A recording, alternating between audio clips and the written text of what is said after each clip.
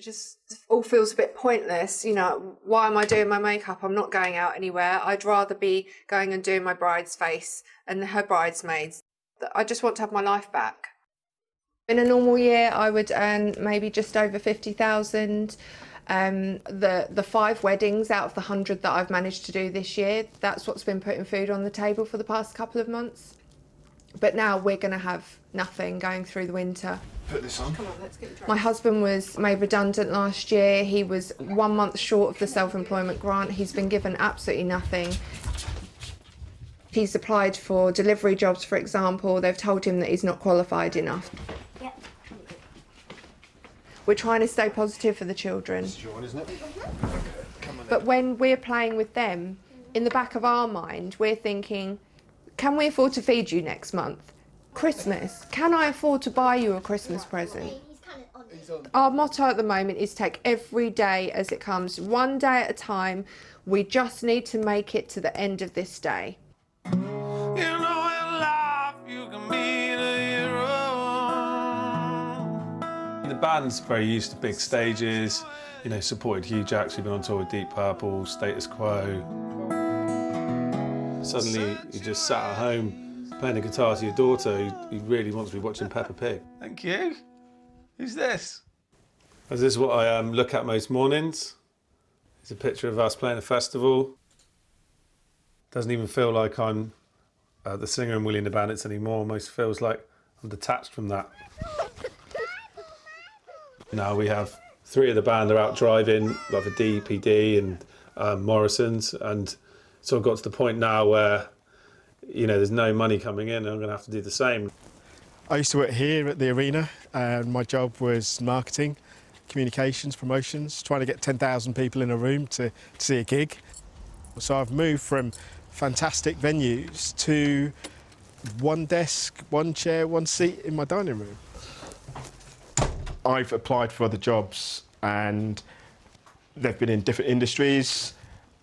There's a queue of people going for jobs in those industries, so I had to phone the job centre.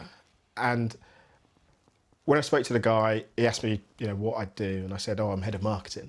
And I could hear that he was shocked, he was surprised. It was like, well, why are you phoning me? And I said, well, if the world continues as it is right now, I won't have a job, I won't have an income, I won't pay the bills, I won't be able to afford my mortgage.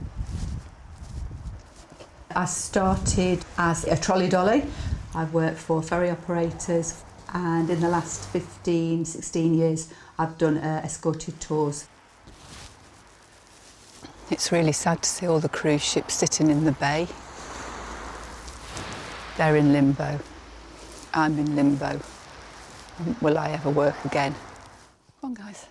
It really is soul-destroying because you do think that you've got good transferable skills, but I'm either underqualified or overqualified. I also think age plays a massive part in it. People are looking for more 40-year-olds. Never thought that I'd get to 64 years of age and be on the scrap heap, because it feels a bit like that today.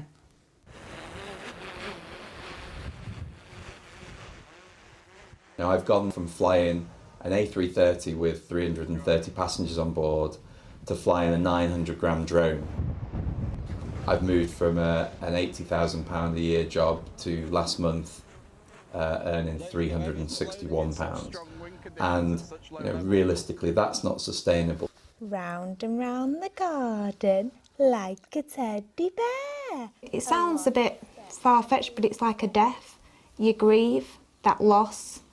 It affected Matt obviously more than us, but it affected me as well. We've got a mortgage to pay and a family to support, and you know, for everybody at the moment it's challenging. We don't think for 1 second that we're the only people.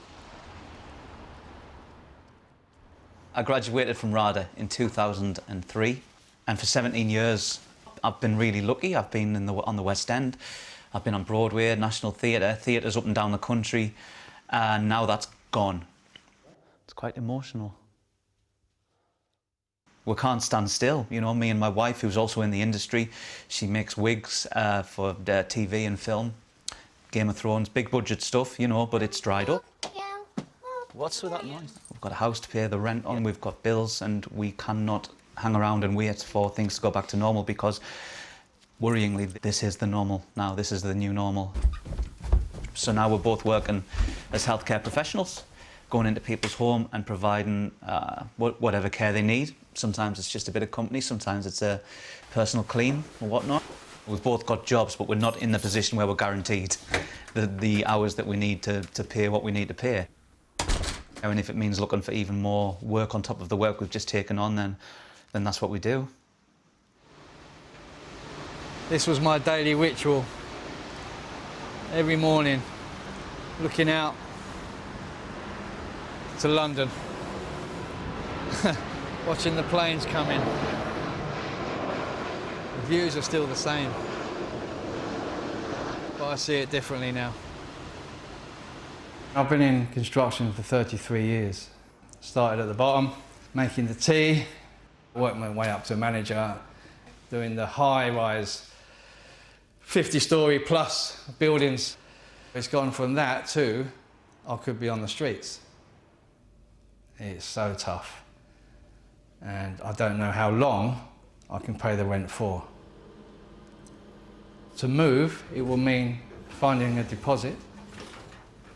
So I don't have that because all my savings have gone. Had a car, had to sell that. So all I have now is a motorcycle. And yeah, it was the last thing I was hanging on to. I didn't want to get rid of, but I have to. It was something my dad always told me, that just be the best person you can be. So I'm trying.